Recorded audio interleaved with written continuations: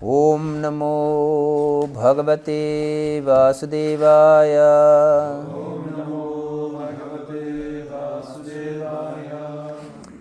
We're reading from Srimad Bhagavatam, Canto 4, Chapter 8, entitled Dhruva Maharaja Leaves Home, Text 28. Kapitole 8, která se jmenuje Dhruva Maharaja opouští domov, sloka číslo 28.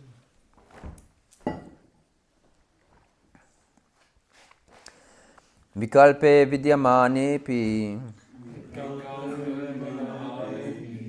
nahya santosha hetavaha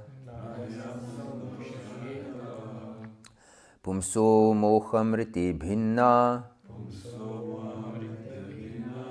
yalloke nicha karma bihi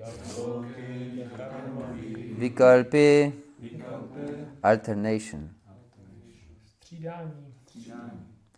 vidyamane api although there is I když existuje. na not Ne. he certainly Jistě. asantosha dissatisfaction Nespokojenost. hetavaha causes Způsobuje. pumsaha of the persons Osob. moham rite without being illusioned Mimo iluzi. binnaha separated Separated. Oddělené. yat loke within this world V tomto světě. Nija karmabhihi by his own work. Svou vlastní prací. Translation and purport by His Divine Grace Srila Prabhupada Ki Jai. My dear Dhruva, if you feel that your sense of honor has been insulted, you still have no cause for dissatisfaction. This kind of dissatisfaction is another feature of the illusory energy. Every living entity is controlled by his previous actions, and therefore there are different varieties of life for enjoying or suffering. Můj milý Dhruvo, i když cítíš, že byla uražena tvá čest, přesto nemáš důvod k nespokojenosti. Tento druh nespokojenosti je jen dalším projevem iluzorní energie. Každou živou bytost ovlivňují její předešlé činy a proto je život co do požitku a utrpení tak různorodý. Purport. In the Vedas it is said that the living entity is always uncontaminated and unaffected by material association. The living entity gets different types of material bodies because of his previous fruitive actions. If, however, one understands the philosophy that as a living spirit, soul, he has an affinity for neither suffering nor enjoyment, then he is considered to be a liberated person. It is confirmed in Bhagavata-dharma 1854, Brahma Buddha Prasanatma. When one is actually situated on the transcendental platform, he has nothing for which to lament and nothing for which to hanker. Narada Rishi, first of all, wanted to impress upon Dhruva Maharaja that he was only a child. He should not have been affected by the words of insult or honor. And if he were so developed as to understand honor and insult, then his understanding should have been applied in his own life. He should have known that honor and dishonor are both destined only by one's previous actions. Therefore, one should not be sorry or happy under any circumstances. Význam Védy praví, že živá bytost není nikdy znečištěna a ovlivněna stykem s hmotou. Protože se však zaplétá do plodonostních činností, dostává různá hmotná těla. Když člověk pochopí, že je svou podstatou čistě duchovní a nemá nic společného s požitkem ani utrpením, je považován za osvobozeného. Bhagavad-gita 18.54 to potvrzuje. Brahma bhuta prasanatma. Ten, kdo dosáhl transcendentální úrovně, nemá nic, kvůli čemu by naříkal ani po čem by toužil. Nárada Rishi chtěl nejprve Dhruvu Maharáže upozornit, že je jen dítě. Nebylo důvodu, aby se ho dotkla slova chvály či pohany. A pokud byl na takové úrovni, že byl schopen porozumět urážce a pochvale, pak to měl použít ve svém životě. Měl vědět, že úcta i potupa jsou způsobeny jen karmou, minulými činnostmi. Člověk by tedy za žádných okolností neměl ničeho litovat, ani se z něčeho radovat. The translation of the verse again. My dear Dhruva, if you feel that your sense of honor has been insulted, you still have no cause for dissatisfaction. This kind of dissatisfaction is another feature of the illusory energy. Every living entity is controlled by his previous actions, and therefore there are different varieties of life for enjoying or suffering. Můj milý Dhruvo, i když cítíš, že byla uražena tvá čest, přesto nemáš důvod k nespokojenosti. Tento druh nespokojenosti je jen dalším projevem iluzorní energie. Každou živou bytost ovlivňují její předešlé činy a proto je život co do požitku a utrpení tak různorodý. Hare Krishna. So, we continue our discussion on the story of Maharaj Dhruva. Pokračujeme v diskuzi o příběhu o Maharážovi Dhruvovi. He was advised by his stepmother, and her advice was also confirmed by his own mother, that in order to achieve success, he should worship the Supreme Lord. Dostal nejdříve radu od své nevlastní matky, kterou pak potvrdila i jeho vlastní matka, že aby dosáhl úspěchu, musí uctívat nejvyššího pána. Of course, the words of his stepmother were extremely harsh, and harshness is one of the qualities of demons, is explained in Bhagavad-gita. Samozřejmě ty poznámky jeho nevlastní matky byly velice hrubé a je řečeno, že ta hrubost to je příznak démonské mentality. Yes. And his mother, Suniti, that means that the very name that tells us that she was very pious mother, advised him not to keep grudges, not to be hateful towards his stepmother. Jeho matka Suniti, jejíž jméno samo o sobě značí, že byla velice zbožná, tak radila Dhruvovi, aby nebyl nenávistný vůči druhým, aby... Because such envy and hatred causes only one's own destruction, not this destruction of the other, but one's own destruction. Protože taková zloba a nenávist a závist tak způsobuje jenom zničení sebe sama a ne těch druhých. Yes, so if one is intelligent, he will not try to be envious or hate anyone. Takže pokud je člověk inteligentní, tak se nebude snažit nikoho nenávidět nebo někomu závidět. It's like if you want to hurt someone, but instead of hurting him, you hurt yourself. Jako když se snažíte někomu ublížit, ale místo toho si ublížíte sami. Yes, this is hatred and envy and criticizing others. Tohle je povaha kritizování druhých, nenávisti a závisti. Therefore, Lord Krishna teaches us to be always satisfied. Proto Šri Krishna nás učí, že máme vždycky být spokojení. Yes, in 12th chapter of Bhagavad-gita, he, in different verses, he mentioned twice that we should be, if one is satisfied, that is very pleasing to him.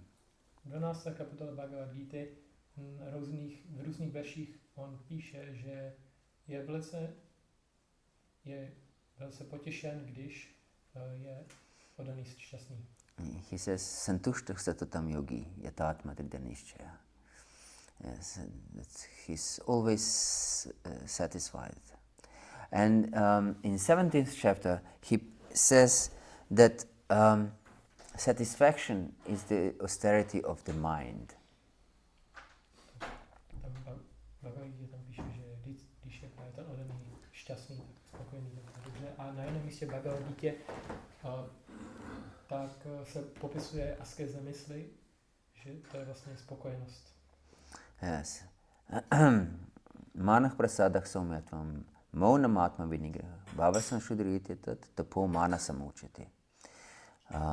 Yes, the austerity of mind is to be peaceful, and to have it to be silent also. Askeze mysli je být v míru, v klidu a zároveň být tiše. So this is God's commandment: be peaceful, be satisfied. Příkaz Pána zní: buď spokojený, buď tichý. And it's interesting that it is mentioned in 2nd chapter of Bhagavad-gita that one cannot be happy if he's not peaceful. A to je zmíněno v další části Bhagavad-gity, že nemůže člověk být šťastný, pokud není klidný. Yes. Asaktasya kutoh sakam, ashantasya kutoh sakam. There is happiness for one who is not peaceful. Kde je štěstí pro toho, kdo není klidný? So we can see that happiness in this world is dependent on our satisfaction, actually. Takže vidíme, že štěstí v tomto světě záleží na naší spokojenosti. But nevertheless, all of us are sometimes disturbed and angry and so on. We have these negative feelings. Přesto všechno všichni jsme někdy nespokojení, naštvaní a máme negativní pocity.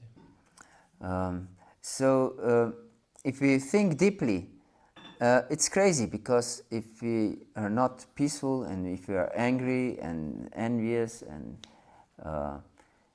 this disturbs our mind and we cannot be happy. Když se o tom zamyslíme, tak je pochopitelné, že když nejsme v klidu, jsme nahněvaní, tak to rozruší naši mysl a nemůžeme být šťastní. Yes.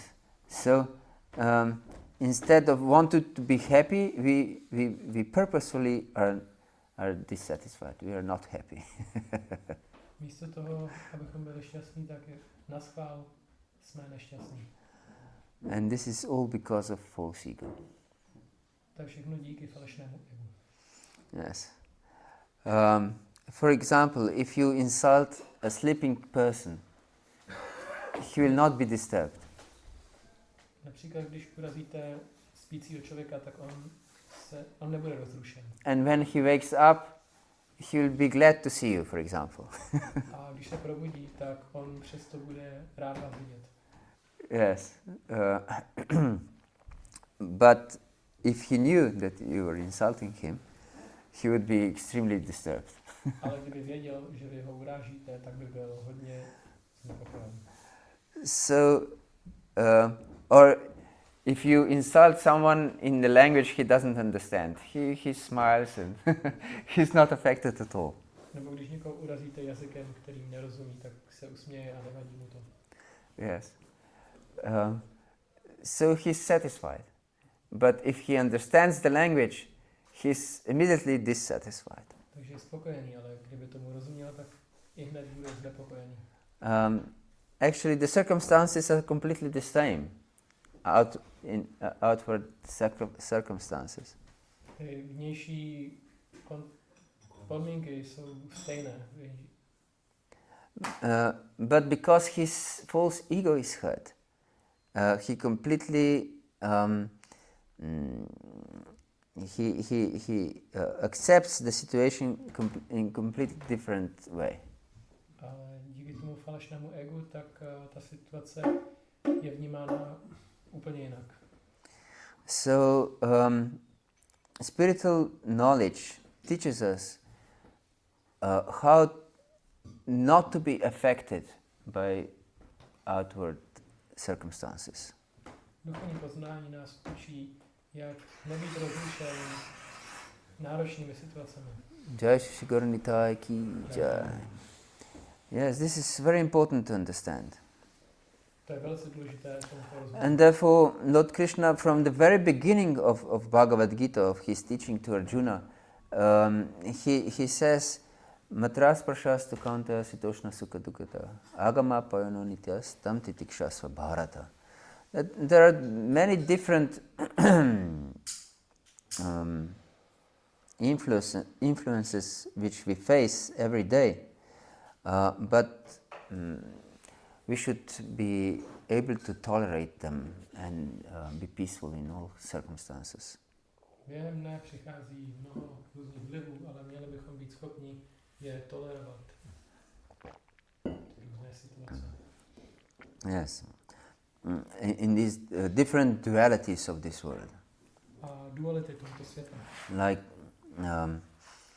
cold, now it's very cold outside, or heat, or honor or dishonor, or pain or pleasure, or health or disease. Jako například velkou zimu, jako je teď, nebo teplo, nebo poctu a pohanu, bolest a štěstí a neštěstí, nebo nemoc a zdraví. So we should go deep in our life and not be disturbed by such happenings outside. Měli bychom ve svém životě být go more deep. Yes.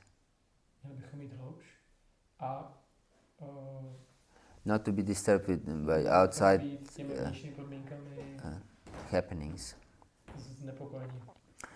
My spiritual master explains one story he personally experienced.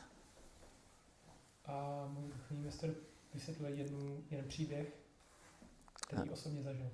Yes, once he was on the beach of a river, on the river bank, and he saw high in the sky a hawk.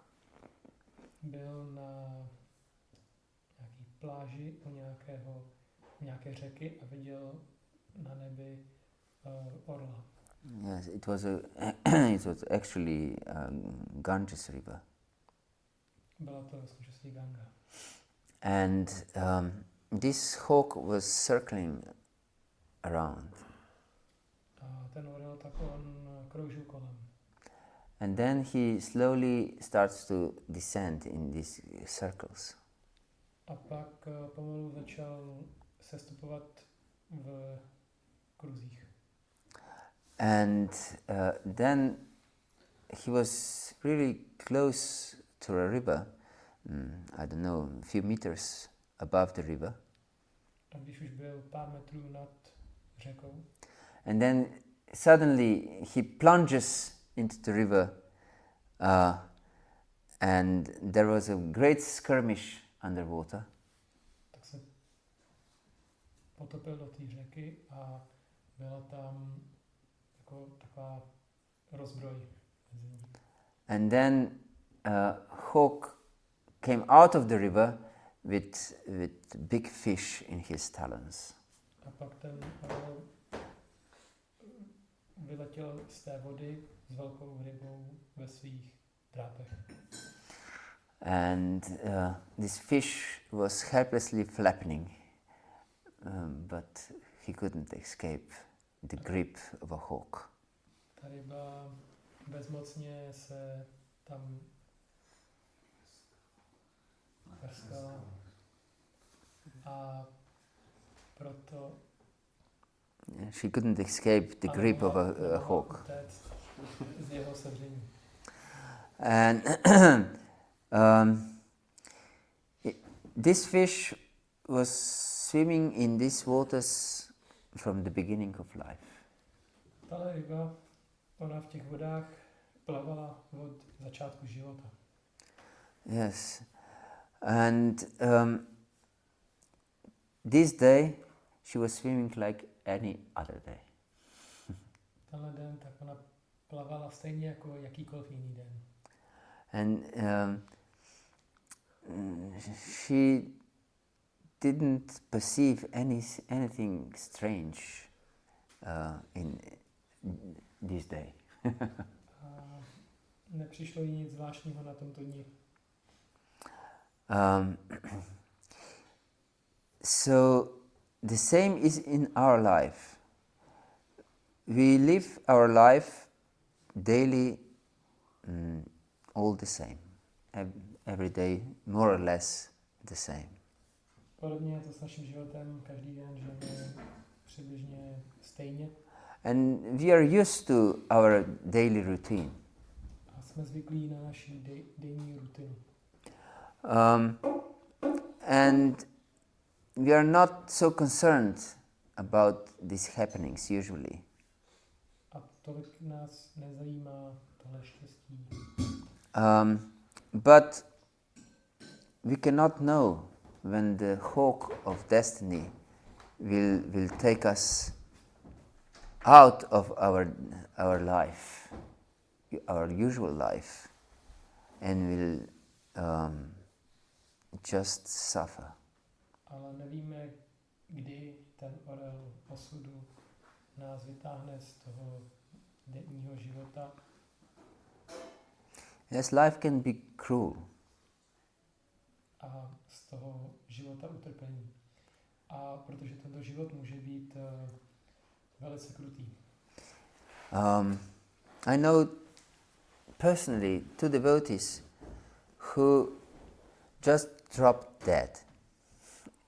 Znám osobně 2 oddaní, kteří teď nedávno umřeli. Yes, suddenly they were in their 40s. Z nenadání byli ve svých 40kách. And both had families with children and wife. Oba měli rodiny, děti, manželky. So suddenly, and they were both quite okay. Nothing that they will be diseased or that they have some illness or anything like this. Bylo to velmi náhle, neměli žádnou nemoc. One was walking with his little daughter. Jeden z nich takový se procházel se svojí malou dcerou. And just dropped dead A suddenly. jenom náhle zemřel. And the other one, he was playing ping pong with his friends. Ten druhý hrál ping-pong se svými kamarády And also just dropped dead. a jenom zemřel. So, of course, we can just imagine the shock for the wife and children. Můžeme si představit, jaký to byl šok pro tu manželku a ty děti. And this was also shock for this fish. That hawk took her out of the river. Podobně pro tuhle rybu to byl taky šok, že jí vytáhl ten orel z té vody. But if this fish would swim deeper in the river, the hawk couldn't reach her. A kdyby tahle ryba plavala hloubš v té vodě, tak by ten orel na ní nedosáhl. So it's very important message for everyone. Takže je to velice důležitý To je poslání pro všechny. That we should go deep in our life. Že bychom měli jít hloubš ve svém životě. Don't stay on the surface. Nezůstávejte na tom povrchu. Not even if you are devotees. You all are devotees. But many times there is not so much eagerness to go deep in our spiritual life. I když jste oddaní, všichni jste oddaní, tak může někdy chybět nějaké to nadšení jít jako hloubš v našem duchovním životě. And we tend to think that our chanting and reading and other devotional activities will protect us from tribulation of this world. A často si myslíme, že naše čtení, naslouchání a šáster, tak nám pomůže se zbavit utrpení tohoto hmotného světa. But the nature of this world is miserable. This Krishna himself says twice in Bhagavad-gita. Ale tento hmotný svět je tady hodně utrpení, říká dvakrát v Bhagavad-gita. In 8th chapter he says it's dukkhalayam shashvatam. 8. kapitola říká, to je dukkhalayam shashvatam. And dukkhalayam means full of misery. A to znamená plné nevěrnosti. And ashashvatam means that it's temporary. It's not permanent. A shashvatam znamená, že je to dočasné. And in 9th chapter, just one chapter later, he says it's anityam asukam. Anityam means it's not permanent, it's not eternal. A v jednu kapitolu dál říká, že není to trvalé. And it's asukam, not happy. A nešťastný. So even if we are devotees, we'll face difficulties in our life. I když jsme oddaní, budeme procházet těžkostmi v našem životě. And we can see even in the example of our great acharyas, they all underwent different difficulties in their lives. Vidíme taky na životech našich velkých ačárů, že procházeli velkými těžkostmi ve svých životech. So we should be prepared. Měli bychom být připraveni. That it can strike us any moment. Že neštěstí může přijít v jakýkoliv okamžik. But we should swim deep in Krishna consciousness, not on the surface. A proto bychom měli plavat hloubš ve vědomí Krišny. Otherwise we'll just be killed by the hawk of destiny. Jinak budeme zabiti orlem osudu. Yes. So it's very important. And here in this verse, Narada Muni clearly explains to Dhruva. He doesn't consider, yes, Dhruva is a small boy, so I should be more considerate and just make him happy. Tady Narada Muni, on jako si neříká jenom, že to je malý kluk, tak bych měl to vzít potaz a nějak ho obveselit. Yes. He says that this kind of dissatisfaction is another feature of illusory energy. On tady říká, že tenhle druh potěšení je jenom dalším druhem iluzorní energie. Yes. Don't how to say? Don't be affected by illusory energy. Nebuďte ovlivněni iluzorní energií. Yes, he says,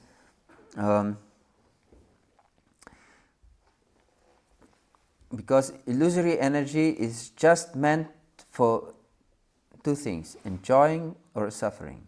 Protože iluzorní energie je určená jenom na dvě věci, užívání si a utrpení.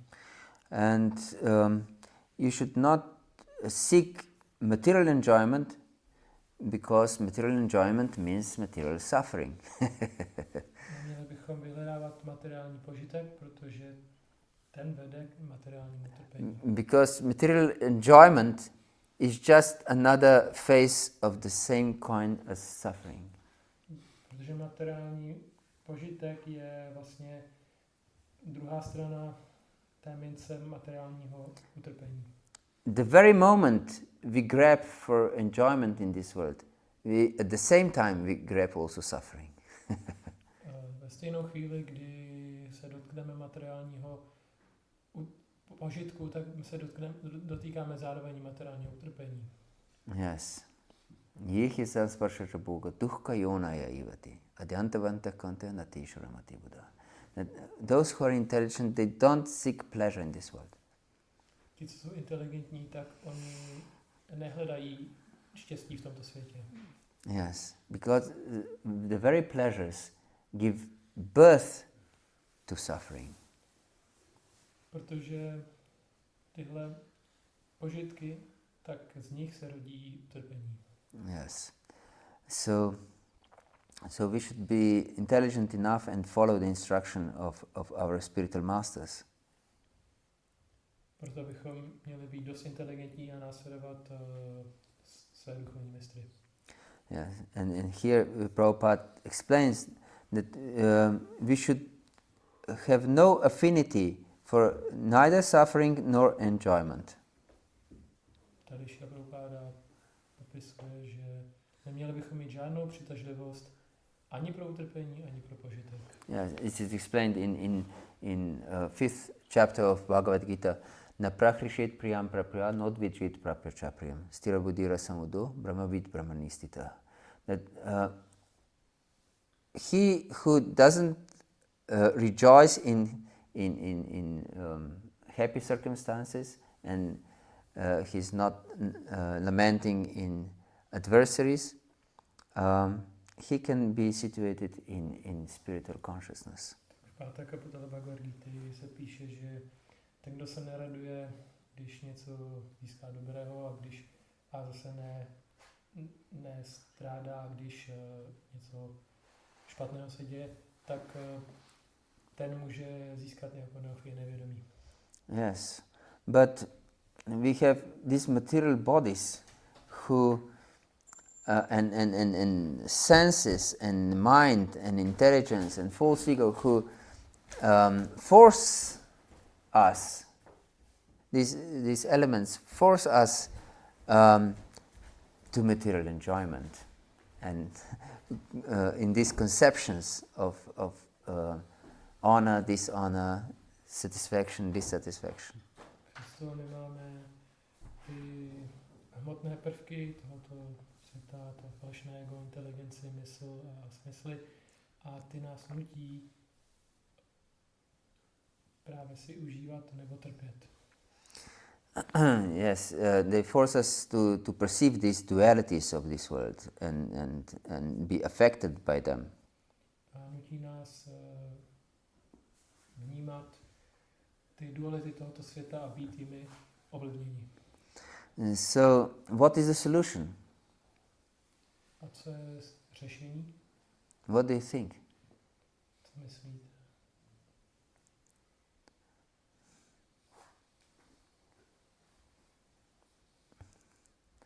Any idea?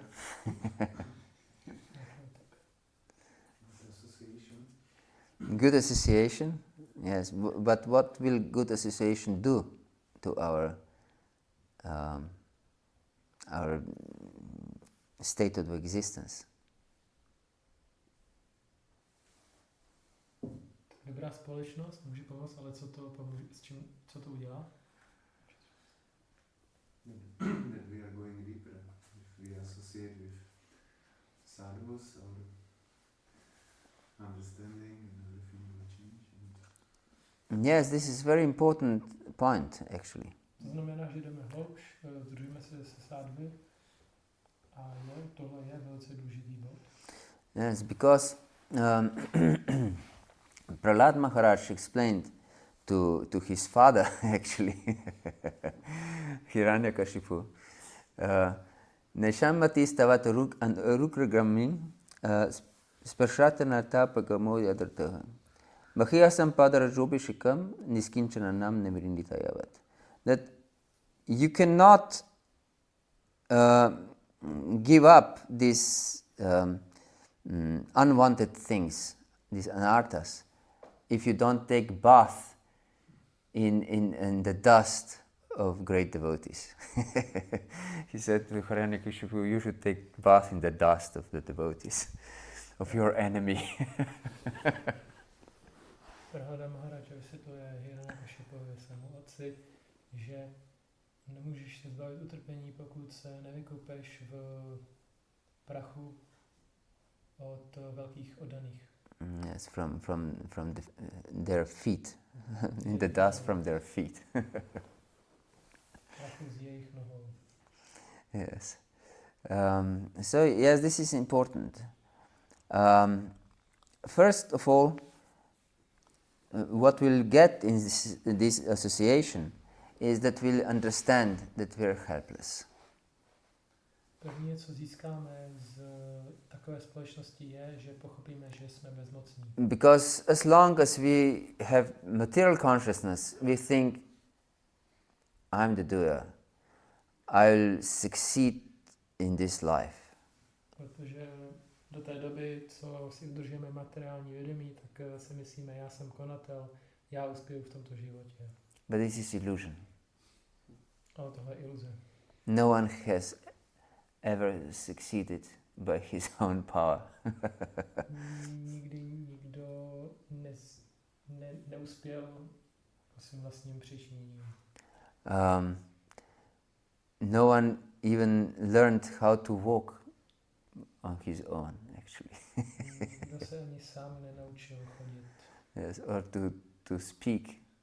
Nebo mluvit. Or to eat properly. Nebo správně jíst. Yes.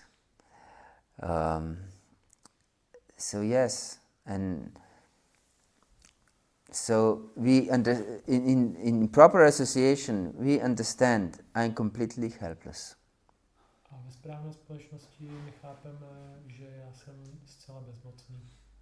And then only we can take shelter of the Lord and his devotees. Jedině pak můžeme vzít útočiště u Boha a jeho oddaných. Yes. Krishna explains, Devi Hiesha Gunamayi Mama Maya Duratya Mam Eva Ye Prapadanti Maya Metantaranditi. We cannot go beyond Maya on our own strength. Nemůžeme překonat máju naší vlastní silou. Yes, we should surrender. Měli bychom se odevzdat. And this surrender is not one-time job. A toto odevzdání tak to není jako jenom jednou, že to děláme. But we should surrender all the time. Měli bychom se vždy Actually. odevzdávat. Yes. The symptoms of surrender that you anakulyasa sankalpaha pratikulyasa varjanam. That you accept what is favorable and reject what is unfavorable for devotional service. My bychom měli přijímat všechno příznivé a zavrhnout vše nepříznivé. And this means all the time we should be alert. Because this world is full of distractions. A to znamená, v každé chvíli bychom měli být pozorní, protože tento svět je plný vyrušení. Yes, especially in this age, time and age, because there are these smartphones, the ultimate distractors of modern times. Obzvláště v tomhle věku, kdy máme chytré telefony, což je ta nejvyšší vyrušení v tomto věku. Yes. So when we chant, we should just chant. We should go deep in our chanting. Proto když zpíváme, tak bychom měli prostě jen zpívat a jít hloubš ve svém zpívání. If we do anything besides chanting, even if it's not scrolling on the phone, it distracts our consciousness. We don't take shelter actually. Pokud děláme cokoliv jiného než zpívání, i když to není zrovna zhlížení telefonu, tak to má rozrušující efekt na naší mysl. Yes, we don't connect because it's offensive actually to do anything else during chanting. Nebudeme spojeni. Je to přestupek dělat cokoliv jiného při zpívání. Yes, just imagine that you have intimate, most intimate relationship with your wife or husband. Představte si, že máte důvěrný vztah se svou ženou nebo manželem. And then he or she starts to do something else and it's not make any attention to you. Or half attention. On nebo ona začne dělat něco jiného a nevěnuje vám pozornost. It's offensive. Kills the intimacy of relationship. To je vlastně urážka a ničí to tu důvěrnost toho vztahu. Yes. So when we chant, when we read, when we hear, we should be absorbed. Když zpíváme, když nasloucháme, měli bychom být absorbováni, ponořeni do toho. Yes. Otherwise we'll miss the point and will not achieve our goal actually. Jinak vlastně si nevšimneme toho cíle a ztratíme ten cíl. Yes. Therefore it's extremely important to be conscious what we are doing all the time. Proto je velice důležité být si vědom, co děláme v každou chvíli. Therefore Prabhupada named this movement Krishna Consciousness Movement. Proto Šrila Prabhupáda tohle hnutí nazval vědomím Krišny. Yes. Hare Krishna. Hare Krishna. You have any question or comment Jaké otázky nebo komentáře? or doubt? Pochyby? Yes, please. Přemýšlím, jak na začátku zmínil, že když se může zničit sebe, tak závist, kritika, tyhle věci vůči ostatním, tak ničí nás. Ale někdy může vidět, že to vypadá přesně obráceně. Že ty, kteří nenávidí a kritizují, takže prosperují. Tak jestli bych to mohl něco. You said at the beginning that if we want to destroy ourselves, then hate, anger, and criticism is the means to achieve it. And on the other hand, we see that in this world, those who engage these qualities, they sometimes succeed. Mm-hmm. So How to understand this? What the sense? If you can say something more about it. Yes, sometimes it seems, yes, that those who criticize, who are hateful and try to destroy others, that they succeed. Někdy vidíme, že ti, co kritizují, snaží se druhé zničit, tak oni uspějí. This is very good thought. To je správná myšlenka. Therefore, we should first understand what is success. Měli bychom v první řadě pochopit, co je úspěch. Yes. Success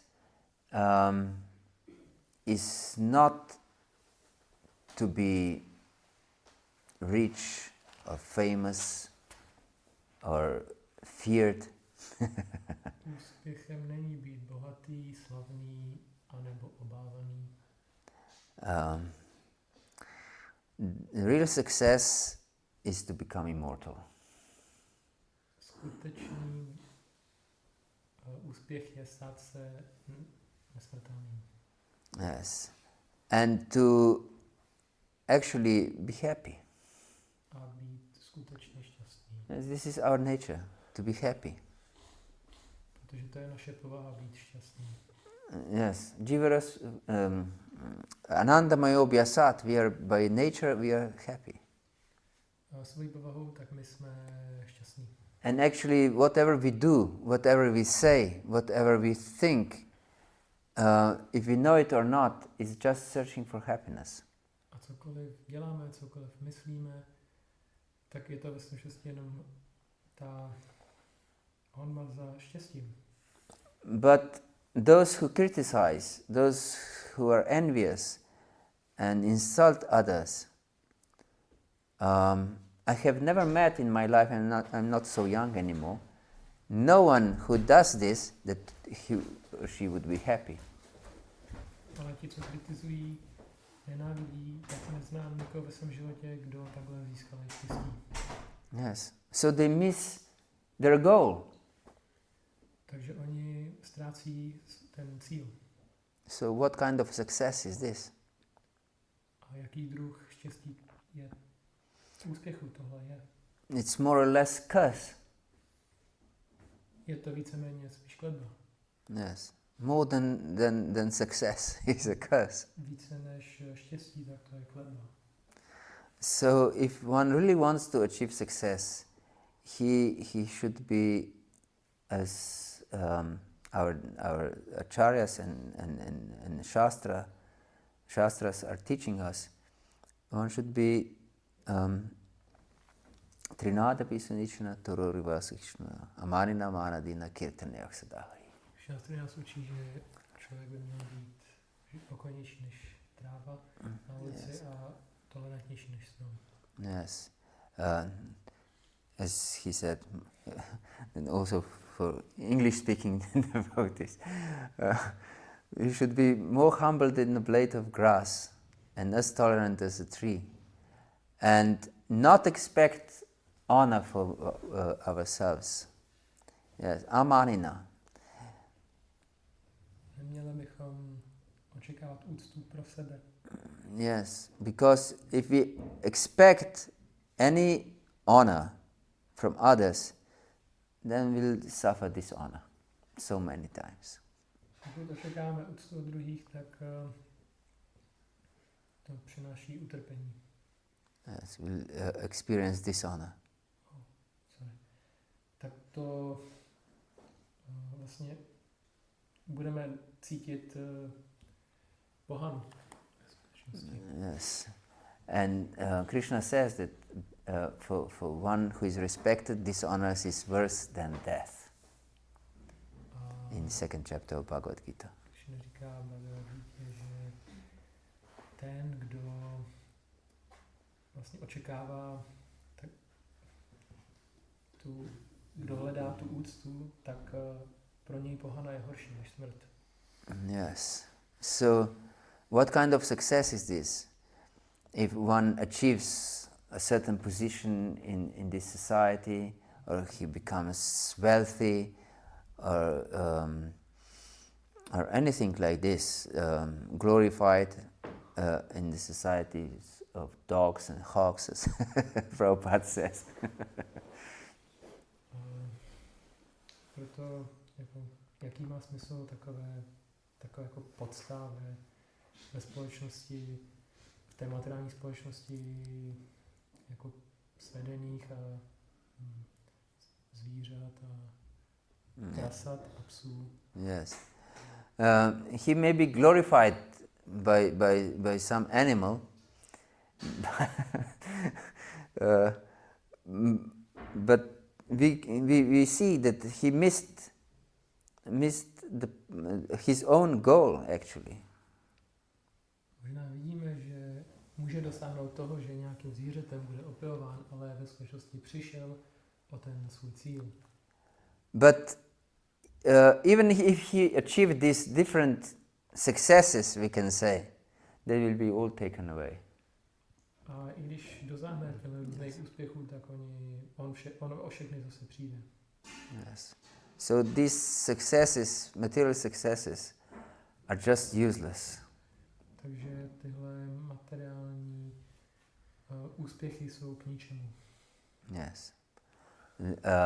And it's explained in the second canto of Srimad Bhagavatam, are like big burden in the drowning man, like big crown, heavy crown on the head. When you're drowning, this crown on your head will just make you sink faster. A je vysvětleno, že tyhle úspěchy jsou jako těžká koruna na hlavě tonoucího člověka. Yes. And when you sink, when you're drowning, you just sink faster. A pokud se topíte, tak to jenom urychlí ten konec. Yes. Hare Krishna, is this okay? Hare Krishna. Anything else? Yes, please. Když bavili jsme se o žapě, tak já bych se chtěl zeptat, že mám problém vlastně, že když stanu brzo ráno, teďka je ideální ta příležitost k něčím tohle, tak najednou začnu usínat a jak se toho zbavit a proč se to děje. Talked about japa, and I have personal experience that when I wake up in the morning and it's the good time for japa, I start to fall asleep. So how to get rid of this? Yes. Actually, this falling asleep is quite natural. To je úplně přirozené takhle usínat. Because by chanting we create frequency which is very close to either sleep. Zpíváním vzniká frekvence, která je poblíž tomu spánku. Or deeper states of consciousness. A nebo hlubšímu stavu vědomí. So as long as we are not so advanced, we are prone to fall asleep. A dokud nejsme tak pokročilí, tak jsme náchylní usnout. But there are very good techniques how not to fall asleep. Ale jsou velice dobré techniky, jak neusnout. One is to just be standing. Jedna z nich je postavit se. Yes. And if possible, not walking around, because we can focus more if we are not walking around. Because if you walk, Pokud je to možné, tak nechodit, protože v tom případě můžeme lépe se soustředit. and because if we walk, we have to be aware of the surroundings, that you don't step somewhere or you don't bump into something. Protože když chodíme, tak musíme si být vědomi okolí, abychom do ničeho nenarazili. So it's best just to stand in one place. Proto je lepší jenom stát na jednom místě. And this is also explained by Bhagavata-dharma, maybe you know him, this devotee from Russia, Dr. Tursuno. Have you heard? To taky vysvětluje Bhagavata-dharma, jiným jménem Dr. Tursinov. Yes. He's quite famous otherwise, and has very good health advices and well-being advices. On je jinak docela slavný a má dobré rady k životu, k zdraví. He says that we should perform two kinds of austerities. A říká, že bychom měli vykonávat dva druhy askeze. Because we know, even from Shastra, that austerity leads to happy life, because it's part of sattva. Of course, it depends on our attitude. Z šáster víme, že odříkání vede k šťastnému životu, protože je to naše dharma. So the two kinds of austerities one is a lot of movement in the nature, like walking. A první druh toho odříkání je hodně pohybu v přírodě. And the second austerity is to be fixed in one place. A další druh odříkání je zůstat na jednom místě. Yes, that we don't move around. Nehýbat se. For example, for an hour. Třeba 1 hodinu. Yes. So if you chant standing in one place for an hour and you don't move around, this is one kind of austerity, and you will not fall asleep because you're standing. Otherwise, if you sleep, you'll fall down. Pokud třeba zpíváte na jednom místě 1 hodinu, tak to takhle neusneš. And the other technique is similar to this, but I prefer it because it's also good for our consciousness. It's kneeling. A další technika podobná této a já ji jako preferuji, to je It's good for our consciousness. It's kneeling. Be on your knees. klečet na kolenách. Yes. And be upright, not to sit down on your legs, but to be upright. A jako postavit se v tom. Yes. So I recommend this technique, not to fall asleep during chanting. A tohle doporučuji, aby člověk neusnul při zpívání. Yes. So, but if these two techniques don't help, then just walk in one place, up and down, and don't look at other things. A pokud tyhle 2 techniky nefungují, tak je dobrý chodit z místa na místo a nedívat se na ostatní věci. Yes. Hare Krishna.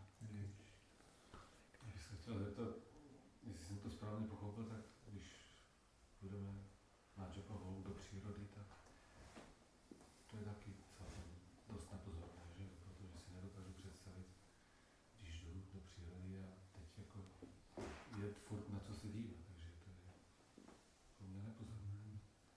If I understood correctly, then going on a japa walk in nature is also distracting because there's always things to look at. We can go for a japa walk. Můžeme jít na procházku s japou, But not our fixed rounds. ale ne pro ty předepsané kola. So you should chant your rounds fixed in one place. Měli bychom tedy zpívat předepsaná kola, pevnění na jednom místě, nebo and completely surrender to Krishna with deep meditation. a zcela se odevzdat Krišnovi v hluboké meditaci. Calling for his mercy. Prosit o jeho milost. And then you can walk for hours and hours and chant also. A tak můžeš chodit hodiny a hodiny a taky zpívat. Yes. Because if we walk and chant our regular rounds, then we cannot go as deep. This is a fact. Protože když chodíme a u toho zpíváme předepsaná kola, tak nemůžeme jít tak moc do hloubky. Yes. Because we'll be disturbed by so many impressions. Protože budeme znepokojeni tolika různými dojmy. Yes. And we have to react to things in nature. We cannot step in beside the path or on certain stones. Musíme reagovat na různé situace v té přírodě, nemůžeme víc cesty nebo stopnout na kámen. And then there is a shriek of a bird and we immediately see what's happening. Ten pták tam něco přispívá a pak vlastně my jsme z toho vyrušení. Yes. So this is my recommendation. Hare Krishna. Shri Prabhupada ki jai, Grantaraj Srimad Bhagavatam ki jai, Gaur Bhakta Vrinda ki jai, Nitai Gaur Premanandi. Please accept my humble